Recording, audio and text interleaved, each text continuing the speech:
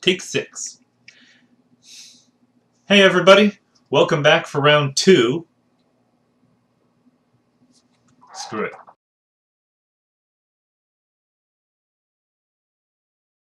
Hey everybody, welcome back for round 2. For those of you that didn't learn your lesson the first time, I think it came out alright. Looking back at the raw footage, it was a painful experience. I hate looking at myself on camera that much, but I think I was able to edit it together into something slightly usable. So, that's nice. Hopefully I've got some more interesting stuff this time. I took a trip, I got some photos to show from that. So let's go ahead and get started. So what happened this week? Well, Moogfest happened this week. I went up there on Thursday. We got in and checked into a hotel. I gotta say, this hotel in Asheville is probably one of my favorites. The bed is comfortable, the TV has a channel guide, and it's got a kick-ass continental breakfast. Oh, and they also got a great hot tub and pool that look out over this big glass wall over the Blue Ridge Mountains. I mean, it's a great place. Every time we go through the area, we stay at that hotel. Anyways, so we got up, we had fantastic continental breakfast, and then we headed over to Cherokee, North Carolina. The wife thought that it would take about an hour to get there. Turned out it takes about 2.5 hours. Ah, shit. The battery on the beer can died. So eventually, we get to the casino in Cherokee, played the slots for a couple hours. Well, I watched her play slots. If you're not into card games, there's slots and there's video poker, and that's about it. We were actually in a casino in Las Vegas one time that had a video roulette machine, and each play was only 25 cents, and that was really cool. You could play that all night on 20 bucks. So we get back to Asheville, take a dip in the hot tub at the pool, then get ready and go to the music festival. And it's already weird because it's the weekend before Halloween, so there are a bunch of people wearing costumes. We started off going to see Mike Snow. Mike Snow? I don't know. It's M-I-I-K-E. I don't know how you pronounce that. I'm going to call him Mike Snow and they can send me angry letters. But we went and saw them. That was a good set. I caught a little bit of Nas's set. We went and saw Square Pusher.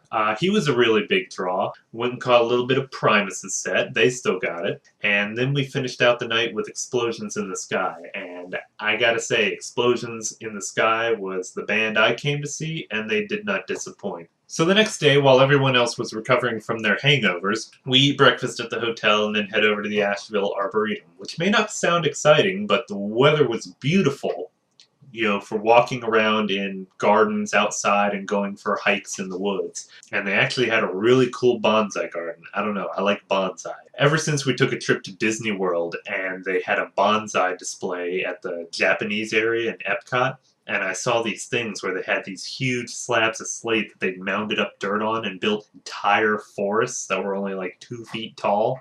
I don't know, I just find that stuff fascinating. So as we're leaving the Arboretum, we get a text message from some of our friends to meet them for lunch over at a restaurant downtown. And we head over there, and while we're there, the actual organizers of the festival come over. They brought us a cake and chatted with us for a while. And I mean, these are the guys who put it all together. They do Bonnaroo, they do Moogfest, they do Forecastle. I mean, these are big guys. I mean, the founder of it all, Ashley Capps, he came and chatted with us for a while and took photos, and everybody was just really cool. It was an awesome experience. And my wife picked up a panda hoodie. One of the girls there had knitted a bunch of people panda hoods, and my wife got hers and wore that later in the evening. So then it was time for the second night of Moogfest, and again, a lot of great costumes, a lot of great music. We started off watching probably my favorite group of the night, the Divine Fits. They put on a really great show. Then we went and saw some good stuff from the Magnetic Fields, and also Santa Gold put on a great show. I went out to get some fresh air, and the wife went and saw Thomas Dolby, the guy who did the She Blinded Me with Science song, and she really enjoyed him. Meanwhile, I went back into the other auditorium to save us some seats for Orbital, and while I'm sitting there, I look over the railing, and there's all these frickin' pandas in the corner. Down there in the mosh pit, and I say, that's our group. So I go down to the mosh pit and see all our friends there, and eventually the wife comes over and we rock out to that. Orbital had a really good set.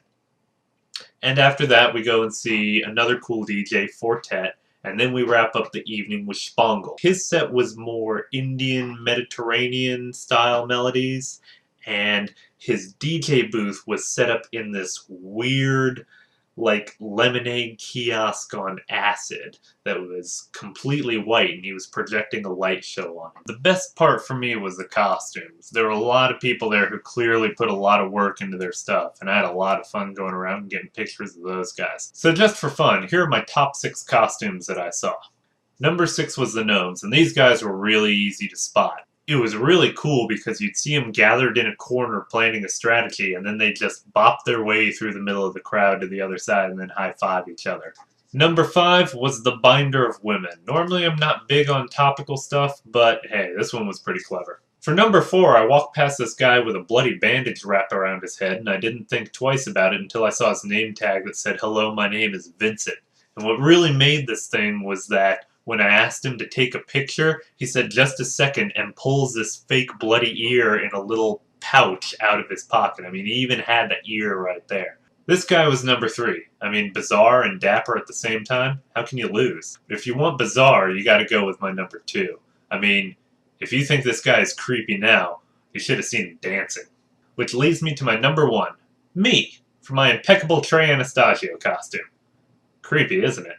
So anyways, that was pretty much it. We came home on Sunday, puttered around the house for a while, I watched some TV. I saw the Venture Brothers Halloween special, and apparently they're just getting ready to start season 5, which is bizarre because 4 years ago when we got rid of cable, they were halfway through season 3. So apparently you only get a season of Venture Brothers every 2 years. I guess that's not too weird, you know. I just finished watching season 2 of Sherlock. And when I looked online, apparently it's going to be a 2-year break between Season 2 and Season 3, which seems like a long time, but if you think about it, in the meantime, Stephen Moffat, the show's creator, is going to be busy making seasons of Doctor Who. Benedict Cumberbatch, who plays Sherlock, is going to be busy making the Star Trek sequel, and Martin Freeman is going to be busy making the Hobbit trilogy, so plenty of good geek stuff coming out in the meantime. You can't really say these guys are slacking off. Anyway, like I said, that was my whole week. I didn't even really have that much time to watch movies. In fact, I only saw 2 this week, so I guess we can get into that if you want. So first up was Silent House, and I gotta say that one didn't do anything for me. And the problem is that the whole gimmick of the movie was that it was supposed to be one long continuous take, like the Alfred Hitchcock movie Rope, and it didn't work. The characters made odd decisions at odd times that didn't make sense. I mean, I guess maybe at the end when you see the twist ending, you go, oh, okay, I guess that makes sense. But throughout the course of the movie, I was just annoyed at everyone and hoping they would die.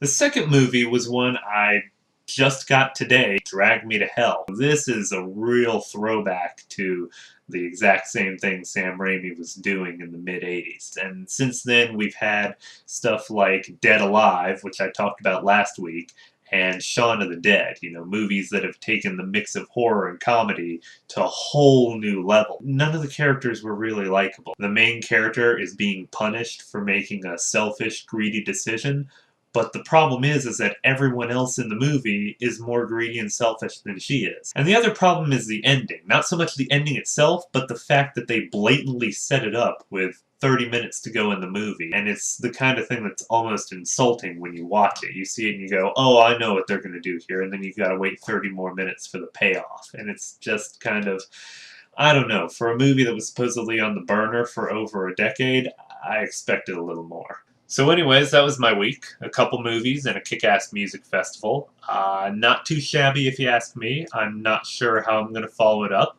but I'll come up with something. So until next week, take it easy and I will see you then.